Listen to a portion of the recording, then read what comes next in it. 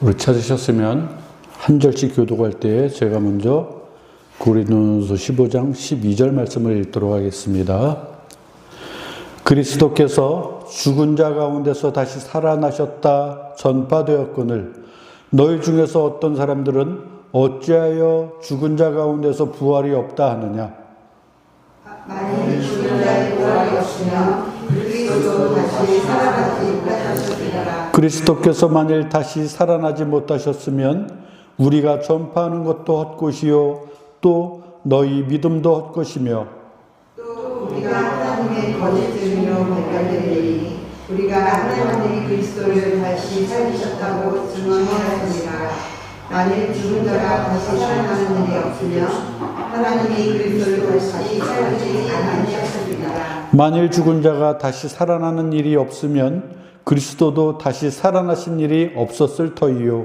그리스도께서 다시 살아나신 일이 없으면 너희의 믿음도 헛되고 너희가 여전히 죄 가운데 있을 것이요. 또한 그리스도 안에서 잠자는 자도 망하였으리니 만일 그리스도 안에서 우리가 말하는 것이 다만 이 세상의 사람들이면 모든 사람 가운데 우리가 더욱 불쌍한 자이라. 그러나 이제 그리스도께서 죽은 자 가운데서 다시 살아나사 잠자는 자들의 첫 열매가 되셨도다.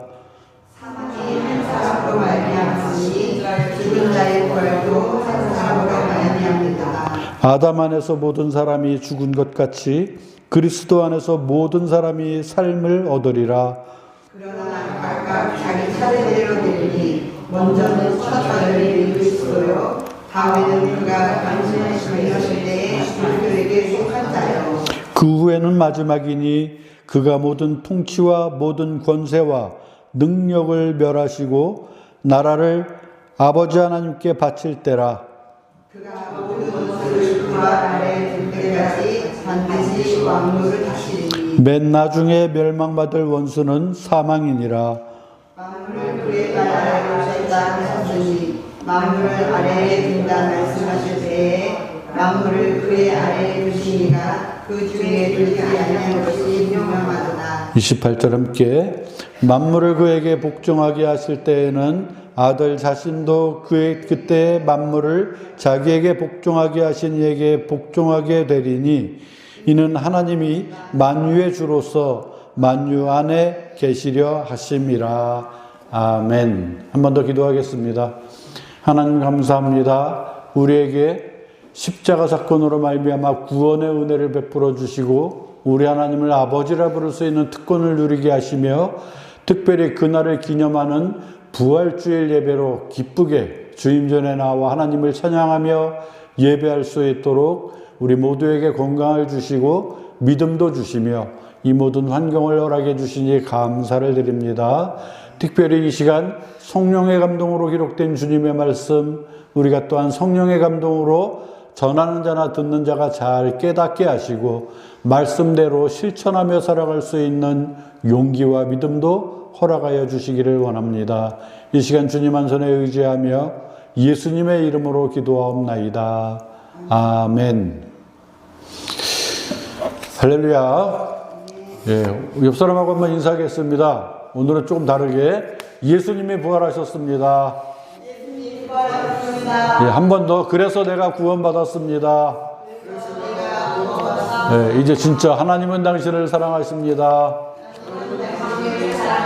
나도 당신을 사랑합니다. 예, 할렐루야. 예, 반갑습니다. 오늘은 부활주일입니다. 부활주일. 뭐 우리가 너무나 잘 아는 교회를 다니면은 무슨 날이 제일 생각나니 지금도 물어보면은 저는 어렸을 때 교회를 다녀본 적이 있는데 가면은 꼭 삶은 계란 주더라고요. 이런 사람들이 아주 많아요. 기억이 남는 겁니다. 그럼 그날이 무슨 날이에요? 그러면은 부활절이죠. 근데 가끔 어떤 사람은 크리스마스 아니에요? 추수감사절인가? 이렇게 헷갈려하는 사람도 있어요. 어렸을 때 기억이 참 새록새록 피어나고 있지만 저는 사실 크리스마스가 더 좋았습니다. 왜냐하면 그때는 먹을 걸 더 많이 줬거든. 부활절 때는 딱 계란만 줬어요. 그런데 계란의 의미는 과연 그럼 왜 삶은 계란을 줄까? 이거는 뭐 정확하지는 않지만은 그런 것 같아요. 뭐 무덤을, 돌무덤을 열고 부활하신 예수님 나오신 그 의미가 뭔가 삶은 계란 껍데기를 깨고 살이 나오는 그 의미와 뭐 비슷하다라는 그런 이야기가 있는데 이건 믿거나 말거나입니다. 뭐 설교 가운데 특히 이런 부분을 강조할 부분은 아니고 어쨌든 삶은 계란 하나가 뭐 중요한 건 아니지만 우리가 부활절에 내가 그분의 십자가 사건으로 내가 새 생명을 얻었습니다. 이 기쁨의 자세로 우리가 하나님께 예배할 수 있는 그러한 날인 것 같습니다. 세상에 종교들이 있잖아요. 종교가 있어요. 뭐 불교도 있고 이슬람 종교도 있고 뭐 또 4대 성인 가운데 공자 뭐 이렇게 끼어 있고 그런데 여러분 분명히 아십시오. 기독교만이 유일하게 시체가 없는 종교입니다. 기독교만이 유일합니다. 자, 석가모니는 인도의 어떤 그 해안에 무덤이 있다 그래요. 그리고 공자 역시 중국의 산둥성에 그 무덤이 있다고 합니다. 이슬람 창시자 마호메트도 사우디 메카에 그 무덤이 있습니다. 그러나 예수님은 없습니다. 그죠? 무덤은 있을지 몰라도 시신은 없어요. 왜 없을까요? 우리가 너무나 잘 알다시피 그 몸은 영이 아니라 육입니다. 육이 부활하셔서 승천하셨기 때문에 무덤은 비어있는 것입니다.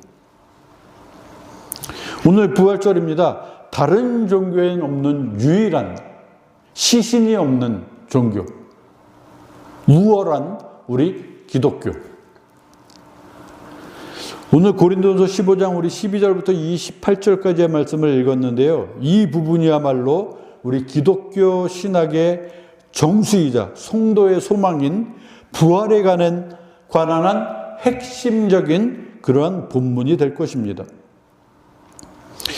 부활의 현장으로 우리 한번 돌아가 보겠습니다. 여러분 신약성경 마태복음을 펴겠습니다. 우리 오늘 오후에 자세히 우리 이용주 목사님께서 말씀을 나누어 주시겠지만 우리가 잠깐 살펴보면은 마태복음 28장 1절부터 10절에 잠깐 보면은 안식 후 첫날, 그러면 안식 후 첫날이 언제일까요? 토요일이 안식일이라면 안식 후 첫날은 그 다음날 곧 일요일 새벽입니다. 그때 28장 1절에 보니까 막달라 마리아와 다른 여인이 예수님의 시신이 있는 무덤을 보려고 안식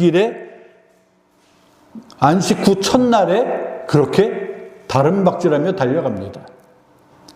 안식일 날에는 아무 일도 할 수 없었어요. 그렇기 때문에 그날은 잠잠하였다가 안식일 시간이 딱 타임이 끝나자마자 이른 새벽부터 이제 예수님이 계셨던 그 무덤가로 가는 현장이 이렇게 기록되어져 있습니다.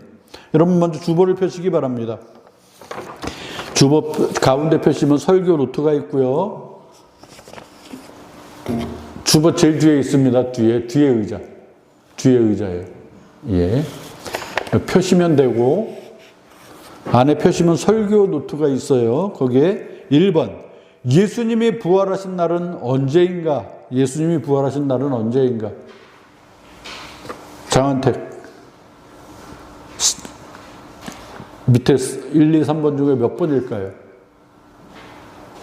주보가 없어요?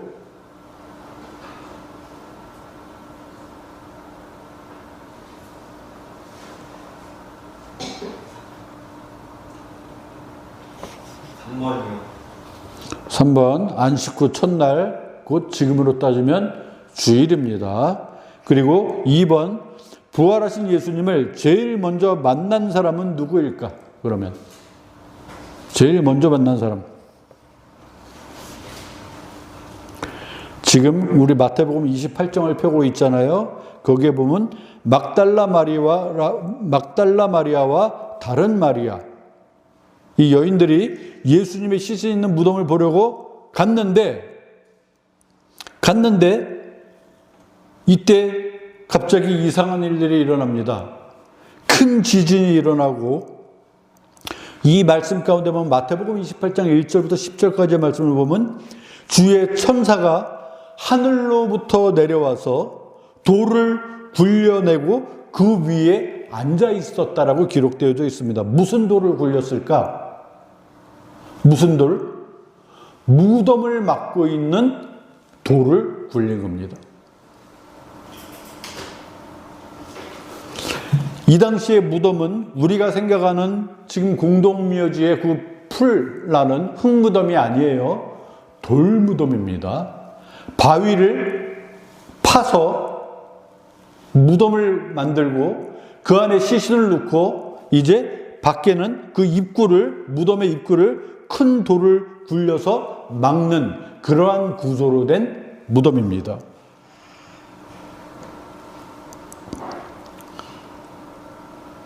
자, 부활하신 예수님을 제일 먼저 만난 사람은 누구인가? 답부터 알려드리겠습니다. 누굴까요? 바로 막달라 마리아. 그렇죠? 막달라 마리아.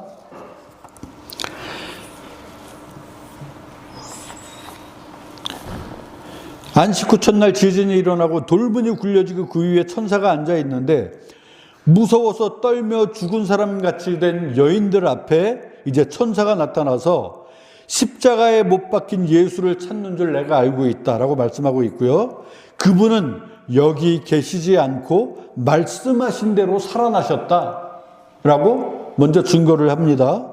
그리고 누우셨던 곳을 니들이 한번 확인해 봐라. 보니까 시신은 없어요. 그리고 예수님을 싼 세마포만 있는 겁니다.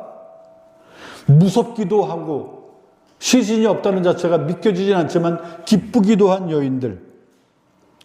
그래서 이 사실을 사람들에게 알려야 되겠다. 누구보다도 살아생전 예수님을 그토록 따랐던 그 제자들을 찾아가서 이 사실을 알려줘야 되겠다라고 막 다름박질을 하는데 갑자기 어디서 많이 낯익은 위험 있는 목소리가 들립니다.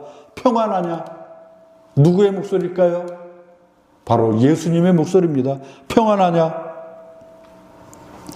여인들은 그 발을 붙잡고 이제 경배합니다. 마태복음 28장 10절에 보니까 예수님이 말씀하세요. 무서워하지 말라. 그리고 가서 내 형제들에게 갈릴리로 가라 하라 하면서 거기서 나를 만나볼 것이다 라고 전하라고 부활하신 예수님이 말씀하고 있는 장면입니다. 그런데 그 전장을 보면은 이제 대제사장들과 바리새인들이 모여서 뭐라고 이야기를 했느냐 하면은 살아생전 예수가 사흘 만에 자신이 살아난다고 장담했었는데 이미 죽은 시체를 도둑질해서 백성들에게 죽은 자 가운데 살아났다라고 하면 그 속임은 이전보다도 그 파급력이 더 클 것이다 하면서 그 부분을 염려하자 65절에 보니까 빌라도가 경비병이 있으니 가서 힘대로 굳게 지키라라고 시킵니다. 그리고 66절 보니까 그들이 경비와 함께 가서 돌을 인봉하고 무덤을 꽉 막는 겁니다. 그리고 무덤을 굳게 지키니라 라고 되어져 있어요.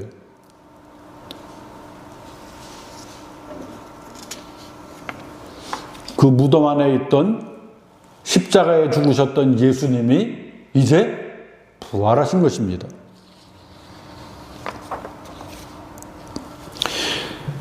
그래서 오늘 본문 말씀으로 다시 돌아가 보면은 오늘 본문 말씀은 예수 그리스도와 우리 신자들의 유기적인 연합, 그리고 하나님의 주권, 더 나아가서 종말론적인 승리를 선명하게 보여주는 그러한 본문이 될 것입니다.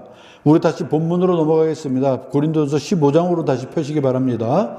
이 당시에 고린도전서 15장 12절부터 19절을 간단하게 설명을 하면은 이 당시 고린도 교회 일부에서는 헬라 철학의 영향을 받고 몸의 부활은 없다라는 그 학문이 아주 퍼져 있었을 때입니다.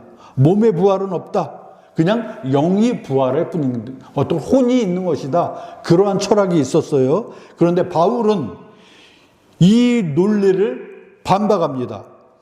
그리스도의 부활이 흔들리면 기독교 신앙 전체가 무너짐을 강조하고 있는 오늘 본문 말씀입니다. 여러분 다시 주보를 펴시면 3번을 보십시오.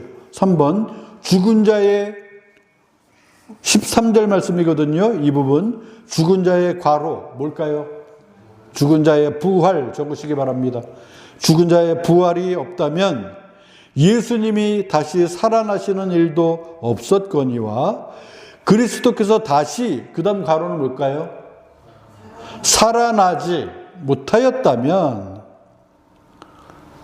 그리스도께서 다시 살아나지 못하였다면 우리가 전파하는 것도 헛것이다. 그 다음 우리는 괄호 뭘까요? 역시 부활입니다. 우리는 부활을 주관적인 체험이나 상징으로 보는 것이 아니라 시공간 속에서 일어난 역사적 사실로 우리는 믿습니다. 믿으십니까? 예.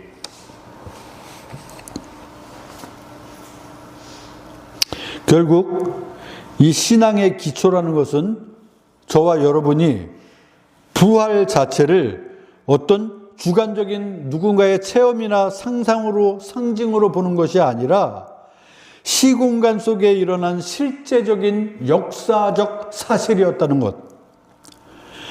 그리스도께서 예수님께서 부활하지 않으셨다면 우리의 믿음은 헛것이고 우리는 여전히 죄 가운데에 벗어나지 못하고 그대로 있는 것입니다. 예수 그리스도의 부활은 오직 그분이 십자가에서 이루신 대속 사역이 성부 하나님이 온전히 수용되었음을 확증하는 공적인 승인된 사실이라는 것입니다. 이것은 바로 인류 최대의 사건이고요. 이것은 그렇다고 그저 갑자기 일어난 사건이 아니고 이미 구약 성경의 수많은 구절에 예언이 되어져 있었고 예수님도 불과 며칠 전에 이 사실을 알고 있었어요. 마태복음 26장 38절에 보면 예수님이 며칠 전에 미리 말씀하십니다. 내 마음이 매우 고민하여 죽게 되었으니. 예수님이 친히 말씀하십니다. 내 마음이 매우 고민스럽다. 왜? 내가 죽게 되었기 때문에.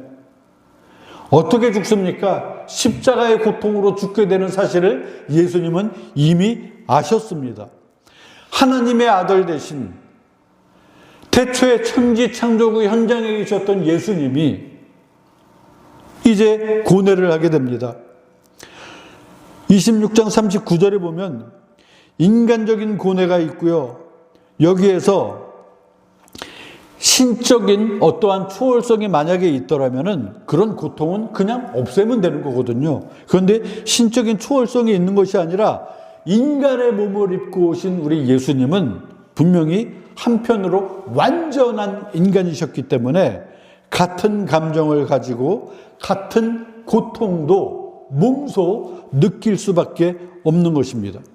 그렇기 때문에 십자가에 달려 죽는 고통은 그 당시에 사형제도 가운데 가장 악랄한, 가장 고통을 주는 그런 사형제도였어요. 십자가에 달려서 물과 피를 빼며 죽는 순간까지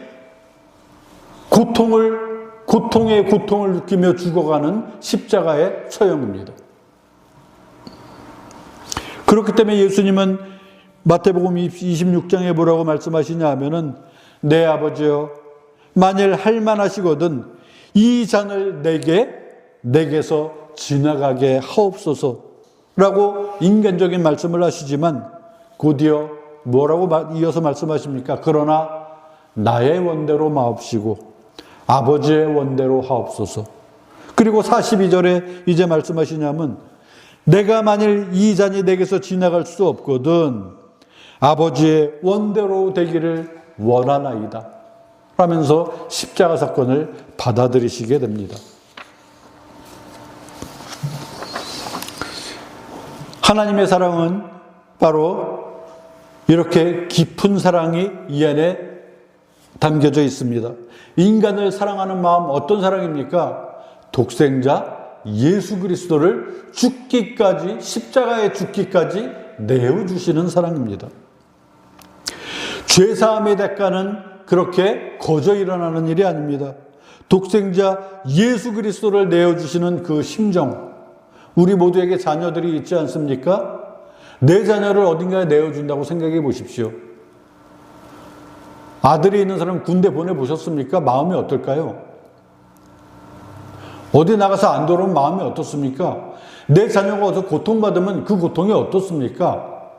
그런데 십자가에 달려 죽으시는 고통. 왜 그 방법을 택하셨을까? 왜? 그렇다면 하나님은 왜 그 방법을 택하셨을까? 여러분, 무조건 그 방법을 택하신 그 이유는 우리를 사랑하셨기 때문에, 그리고 유월절이라는 그 형식이 여기에 바로 포함되어져 있습니다. 우리가 예수 그리스도를 유월절 어린 양이라고 합니다. 유월절이 언제예요? 유월절은 언제입니까? 6월달. 맞아요? 월하고는 상관없습니다. 6월은 한자입니다. 넘어간다라는 뜻이에요. 넘어간다. 우리 예전에 저하고 같이 말씀을 나누었지만은, 모세가 이스라엘 백성들을 이제 데리고 출애굽하지 않습니까? 바로 왕이 보내주지 않습니다.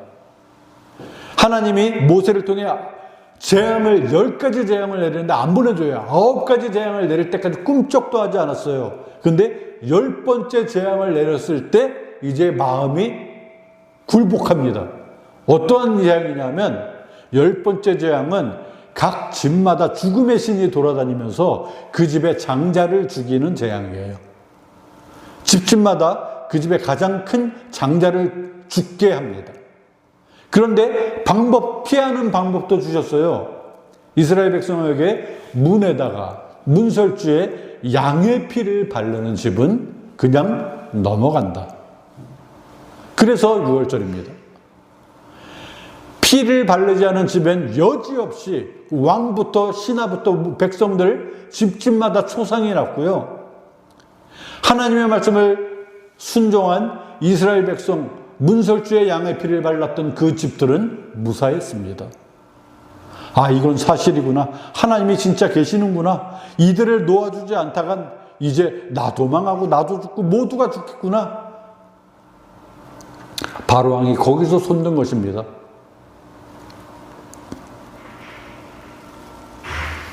원래 장자가 죽어야 했는데 그 대신에 어린 양의 어린 양이 대신 죽어야 했던 겁니다. 이것은 바로 장차 오실 예수 그리스도를 예표하는 사건이었던 것입니다. 예수님은 이 땅에 오셔서 유월절에 죽으려고 이미 작정하신 것입니다. 그리고 정하신 때 유월절 기간 중에 진짜로 십자가에 달려 죽으신 것이에요.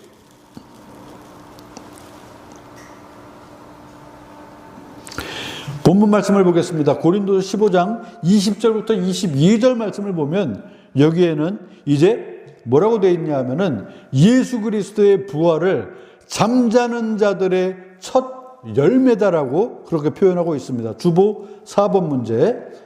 4번. 아담 고가 아니라 과입니다. 오타입니다. 아담과 예수 그리스도의 차별성을 쓰시오라고 문제를 냈거든요.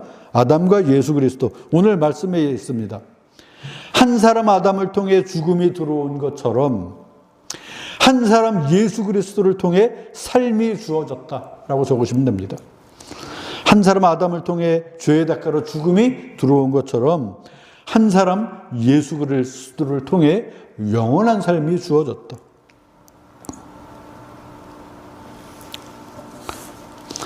그렇게 적으셨으면 됐고요. 더 자세히 말씀을 드리자면은 아담이 행위 언약의 실패자 모든 인류의 사망의 첫 머리였다고 하면은 예수 그리스도는 은혜 언약의 선취자 새 인류의 생명의 머리 되신 것입니다.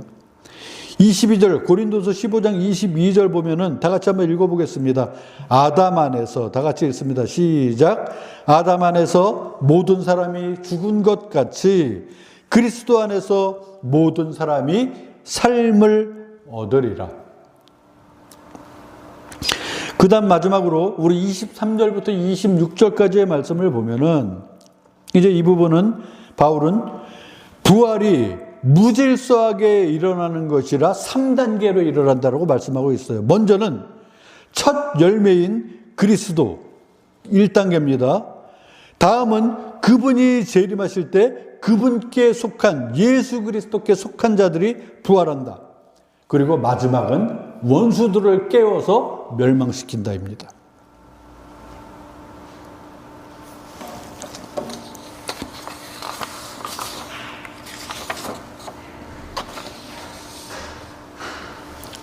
결국 하나님의 아들 되신 예수 그리스도가 만물을 자기에게 복종하게 하신 후 자신도 성부 하나님께 복종할 것이며, 이는 아들이 성부보다 열등하다라는 존재론적 의미가 아니고 구속사역의 완성을 성부 하나님께 바치는 경륜적인 그러한 질서를 표현하고 있는 구절로 오늘 고린도서 15장 말씀은 그렇게 마무리하고 있습니다.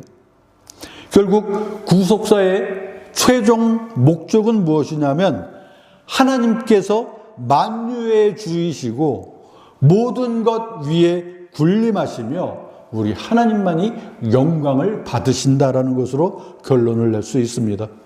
우리 주보 5번 말씀, 본문 말씀 고린도서 15장 12절부터 28절까지의 말씀을 요약하고 결론을 쓰시오 라고 말씀을 했습니다. 요약하자면 너무 길겠지만은 그래도 짧게 제가 설명을 드리면은 이렇게 적으시면 됩니다. 그리스도의 부활이 곧 승리이고 이것은 저와 우리의 승리이다.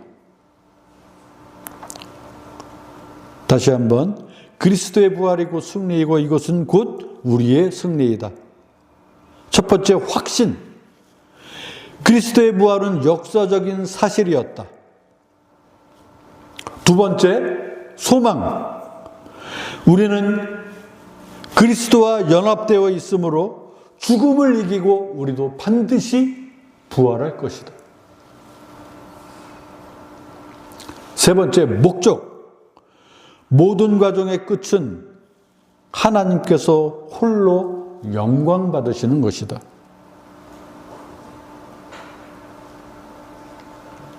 오늘 말씀을 마무리하겠습니다. 예수 그리스도의 부활은 곧 우리의 부활입니다. 우리 성도들의 부활은 단순한 개인적인 영생을 넘어서 타락한 이 창조 세계가 하나님의 주권 아래 온전히 회복되어지는 우주적 사건의 정점이라고 할 수 있겠습니다. 그 부활의 신앙으로 한평생 하나님 영광 드러내는 저와 우리 모두가 되시기를 주의 이름으로 축원합니다. 기도하겠습니다.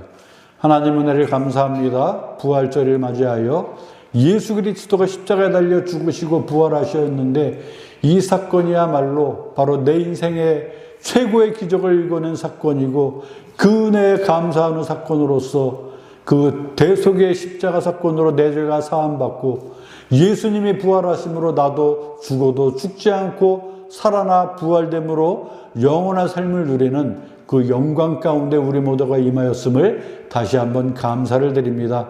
우리가 영원한 삶을 살아갈 때 우리 하나님께서 홀로 영광 받아주시되 우리가 이 세상을 살아갈 때에도 어디에서 무엇을 하든지 부활의 신앙을 가지고 하나님 영광 드러내는 복된 그리스도인의 삶을 살아갈 수 있도록 우리 하나님 우리에게 믿음의 믿음을 더하여 주시기를 원합니다. 감사드리며 예수님의 이름으로 기도하옵나이다. 아멘. 우리 찬송 149장 찬송 부르시고 청산 예식을 거행하도록 하겠습니다. 149장입니다.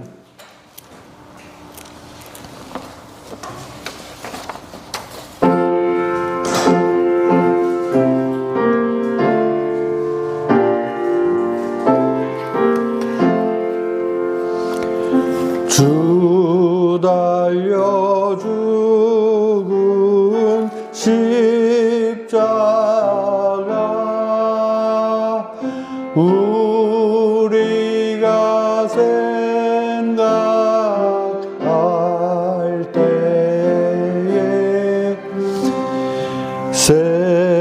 세상에 속한 욕심을 헛된 줄 알고 버리네.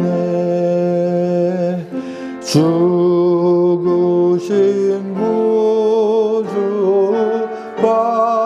밖에는 자랑을 말게 하소서. 보혈의 공로 힘입어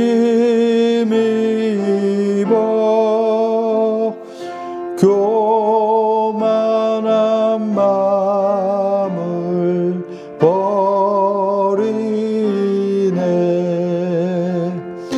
못 박힌 손발 보니 근잡이 나타나셨네.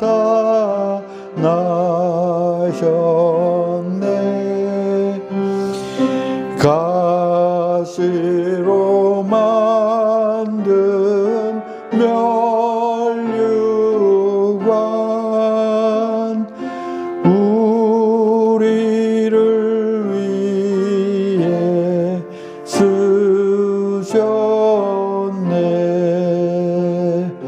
온 세상 만물 가져도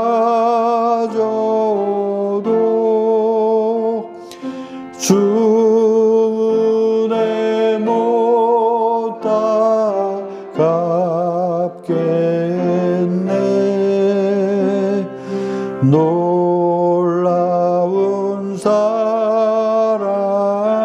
받은 나 몸으로 제물 삼겠네.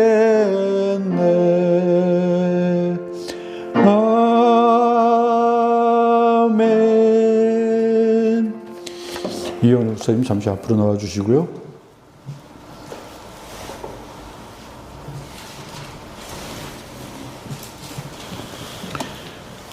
잠시 우리 다 같이 기도하겠습니다. 예수께서 이르시되 내가 진실로 진실로 너에게 이르노니 인자의 살을 먹지 아니하고 인자의 피를 마시지 아니하면 너희 속에 생명이 없느니라. 내 살을 먹고 내 피를 마시는 자는 영생을 가졌고 마지막 날에 내가 그를 다시 살리리니 내 살은 참된 양식이요 내 피는 참된 음료로다. 내 살을 먹고 내 피를 마시는 자는 내 안에 거하고 나도 그 안에 거하나니 살아계신 아버지께서 나를 보내심에 내가 아버지로 인하여 사는 것 같이 나를 먹는 그 사람도 나로 인하여 살리라. 이것은 하늘로서 내려온 떡이니 조상들이 먹고도 죽은 그것과 같지 아니하며 이 떡을 먹은 자는 영원히 살리라. 아멘. 먼저 분병 순서를 갖겠습니다.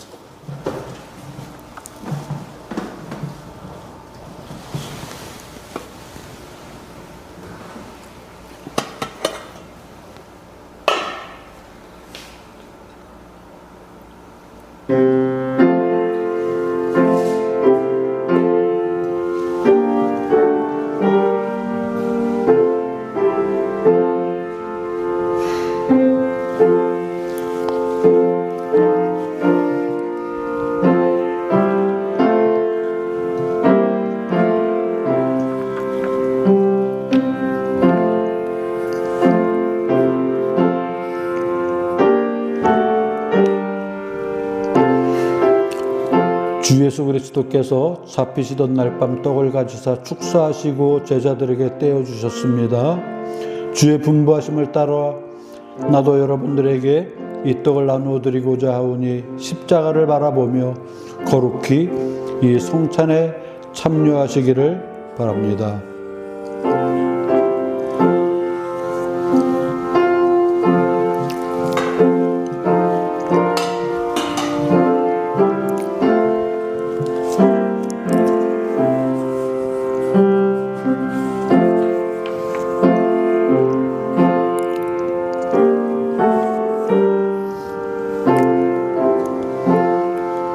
이어서 분잔하겠습니다.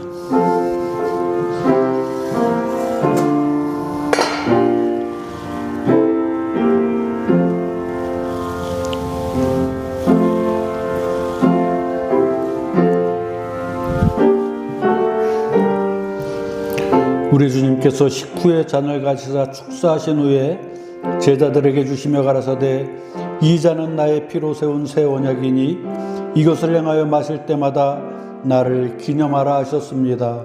우리가 이 시간 이 잔을 대할 때에 주님의 생명과 더욱 연합하는 복된 시간이 될 수 있기를 바랍니다.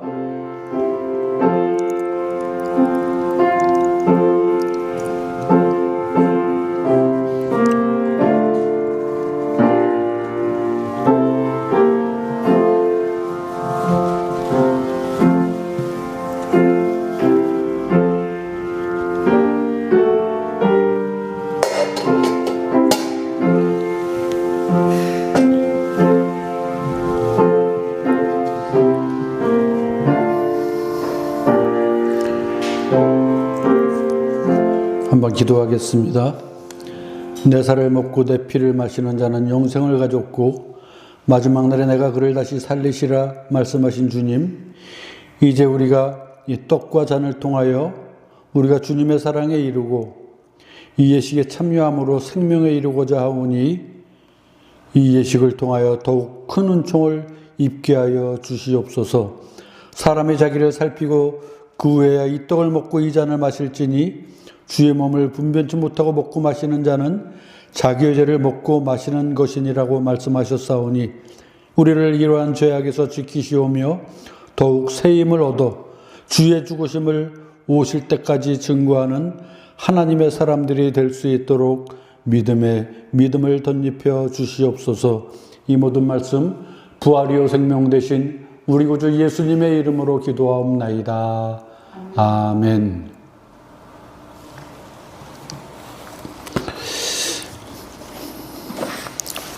예식을 마쳤고요. 이 시간 다 같이 기립하시고 주보를 펴시면 주님께 영광 찬송이 있습니다. 주님께 영광 찬송 부르시고 축도함으로 오늘 예배를 마치도록 하겠습니다.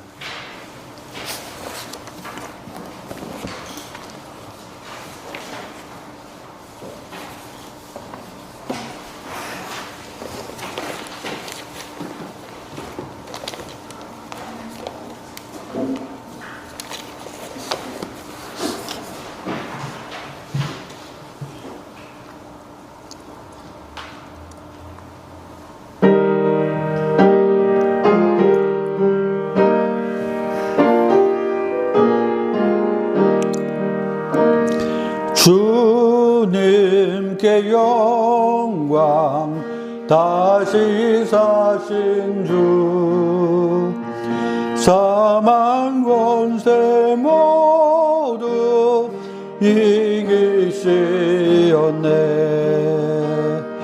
흰 옷 입은 천사 돌을 옮겼고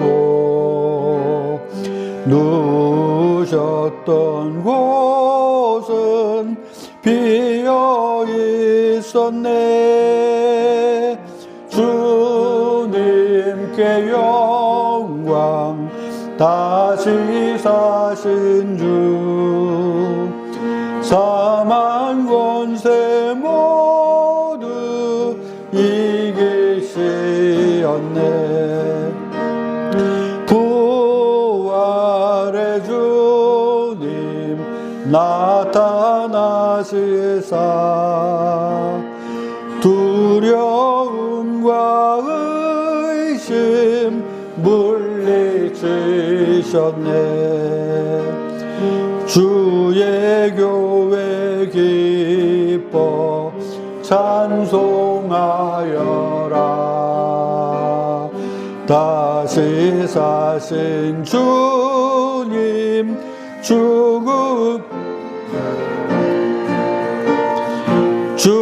주님께 영광 다시 사신 주 사망 권세 모두 이기시었네.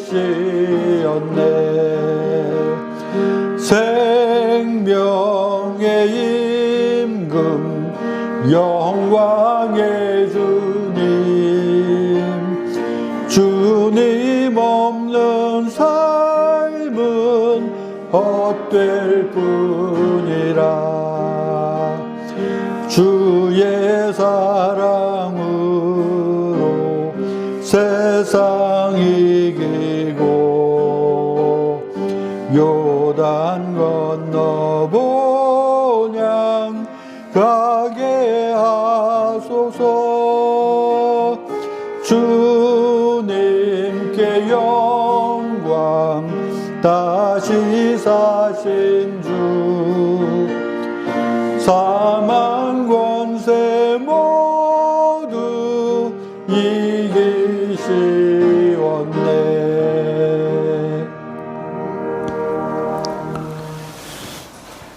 지금은 부활이요 생명 되신 우리 구주 예수 그리스도의 은혜와 우리 아버지 하나님의 지극하신 사랑과 성령 하나님의 감화 감동 역사 충만 교통하심이 예수 그리스도의 부활이 곧 나의 부활임을 믿고 하나님의 자녀됨을 기뻐하며 어디에서 무엇을 하든지 그 이름을 증거하며 살아가기를 소원하는 우리 홍대 우리교회 교우들 머리머리 위에와 우리의 가정과 자녀들과 직장 위에 생업 위에 우리의 기도의 제목들 위에 우리의 동역자 선교사님들 우리의 사랑하는 이웃들 이 나라 이 민족 위에 이제로부터 영원토록 함께 있을지어다. 아멘.